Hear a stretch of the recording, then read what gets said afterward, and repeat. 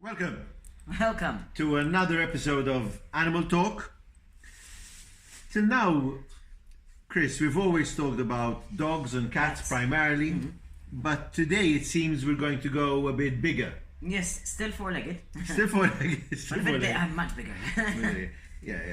So we're going to be talking about horses. Yes, that's right. And maybe we will refresh the topic again when summer is coming, when it becomes even more Indeed, but it doesn't seasonal, let's say. It doesn't stop us from mentioning it now and reminding the powers that be that it's still a relevant topic. Exactly. And something should be done now, and we shouldn't wait for summer for that to happen. So as I don't know whether you're seeing on the screen, but we're accompanied today. Yep. Why don't you show a bit your paw up to everybody? Hello. So Champ is with us. Yep. So actually I should have introduced. It's myself, Chris, and Champ again. Now we'll ask your opinion as well, Champ. Okay. So horses. MSPCA has a position on horses, I think, like most animal organizations, and probably the situation became even more a public concern every time a horse dies or every time it has to be put to sleep, let us say, so because of exhaustion, accidents, etc., etc. What is the take? It's something that people probably don't know. I don't know if you know this, but one of the first animals that the MSPCA, or rather the RSPCA back then, looked after was actually horses. Our original logo includes a horse. Yes. With a horseshoe. And I remember when the RSPCA inspectors used to go under Rabat to check the I don't remember. I'm not as old as you. Yes, okay. But I'm still 20 years old. The MSPCA does have a position. If I can sum up in just one sentence, is that the law definitely needs to be upgraded to take into consideration the welfare issues of horses used for transportation. Unfortunately, the legislation to do with cabs, horse cabs and horses used for transportation falls mostly under the transport legislation, and there's only one little sentence that says the animal welfare rights are being respected, and I'm sorry, that is not enough because it's not being respected. So it needs to be more specific to protect horses against being overworked, against being overheated, but especially But let me be the devil's advocate. Some will say, they now have the canopy, and a horse shouldn't suffer with the weight of the cab behind it, and then they give it rest. Blah blah blah blah blah blah. What's your take on all of this? My take is on yes, they have horse shelters. Yeah. Okay. In which you normally find taxis underneath it. That's the big problem. There's two problems with horse shelters. One is that there's some still very irresponsible, disrespectful people that decide to park under the horse shelters because they'd rather have a cool car. Well, in that case, go and park in the MCP car park or something like that. It'll be in the shade. Okay, and you don't have to take the horse's place. But if the horse shelter is here and the sun's over there, and the shadow's not going to be underneath, it's going to be 3 meters away where there is no place for the horse. So it's a bit of a conundrum. Okay. There should be a larger area actually for horses to be in, so wherever the shade is, the horse is allowed to stay in it. Another problem with the horse shelters is that originally they were equipped with a supply of water, and periodically the supply of water gets damaged and it takes months, in some cases over a year for it to be repaired. Why? Because in the law it says that the cabbies are responsible for it. And the cabbies, usually their job is just to go there and drive the horse cab. Why should they be responsible for it? There should be someone else. Well, in theory, they are supposedly taking care of the horse, of the animal which is in their care. Yes, but it's debatable whether they should be the ones also responsible for maintaining the infrastructure. Okay. Well, whether or not, let's be the devil's advocate here. if I am caring for a horse, it is in my responsibility, if the state is not providing, to make sure that this horse has water or not. Indeed. So, I think one of the big things is, especially why the problem happens in summer, we have an even greater amount of tourists. Probably maybe if you come at this time of the year as a tourist, you wouldn't mind walking, but in summer, you wouldn't say, okay, let me spend a bit more money at the end of the day, the horse. Yeah. But how controlled is it, I mean, is this poor horse going to be working from 8 o'clock in the morning till 8 o'clock at night? Well, that's the problem. There are no parameters for that in the law, so that definitely needs to change. And there are times in the year, I mean, this is not rocket science, it's weather, you walk outside, you can see it yourself.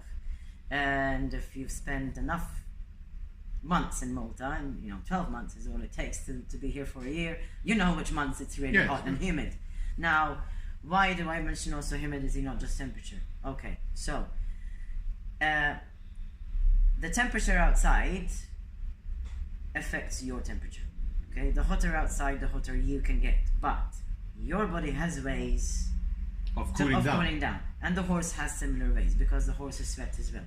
But the sweat can't evaporate so well if there is high humidity. And that's where the physics has created what we call the heat index. Okay? Which is, I'm not sure if it's a multiplication or an addition. Anyway, it factors in humidity and temperature. Basically, once you reach a certain heat index, you can't cool down. No matter how much you sweat. Neither can a horse. And obviously a horse that is exercising. Exactly. Now, if you've reached that point that you can't cool down, the body doesn't know that. It still continues producing sweats. That's how you end up getting dehydrated. And that is when you see... Your temperature keeps going up, and then you get heat exhaustion, heat stroke, and that's how you end up with horses collapsing and dying on the spot, which shouldn't happen really, because this is slavery. The horse is definitely giving you more than it's getting in return. That is the definition of slavery, as far as I'm concerned. So it shouldn't happen. Yes. So I think if we have to put a bracket and accept the concept of horse slavery, as we're saying, there should be parameters. As far as I know, slavery was abolished in what year? Well, some time ago. So why is it still happening? Yes, unfortunately.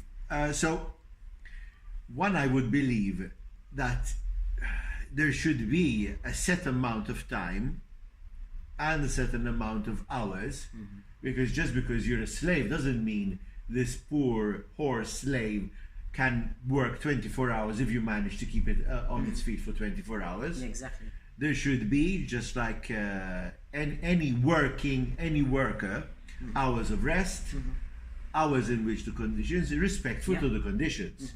So technically, I believe many people who are working out in the direct sunlight. I recall a time when many builders would work early in the morning to avoid going out in the direct sunlight. So, but if your job is to be in the direct sunlight, and we know that horses do not have any hats or whatever, so I mean the sun is directly on them, I think there needs to be a balance here. Yes, definitely there needs to be a balance. I mean, we're living in a time where the UK passed legislation allowing workers to go home when it's too hot, and now the horses here are still being forced. I think in the UK it's a bit different in temperature as well. Huh? Yes, but one thing as well that is not considered often enough is the incline of a hill when the horse is pulling. So let's say, okay, let's grab this fish. This is for sale, by the way, if you like it. It's a letter holder. Okay, so would you like to try pushing this fish? Okay.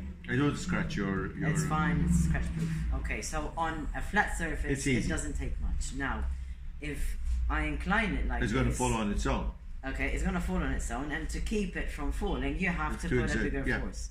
And that's basically what's happening when a horse is pulling a cabbie and its contents, including people, up a hill.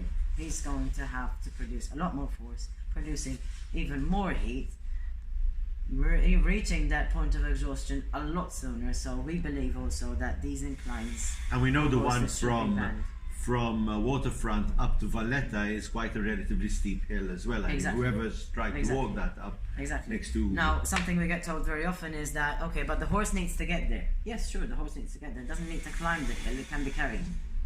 There are carriers, you know, you have trailers to carry horses in. They don't need to be delivered on site by their own power, So I think there are many ways in which, what you're saying is there are many ways in which we can decrease the suffering which there is. Yes.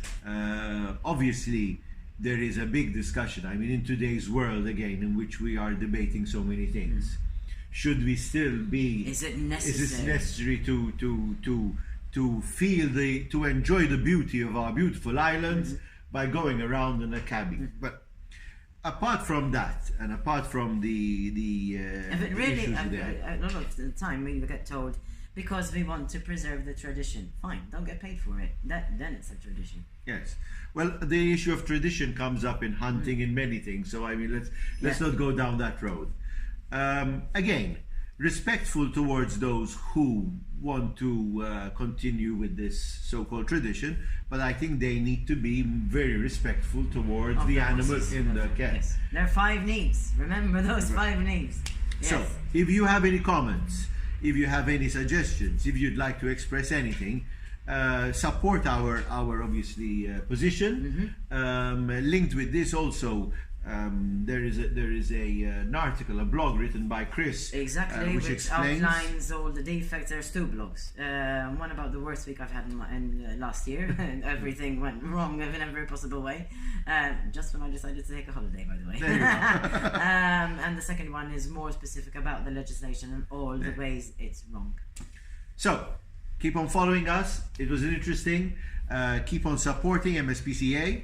You can support MSPCA by coming to the home and finding a dog or a cat and adopting one of them from there and giving them a loving home.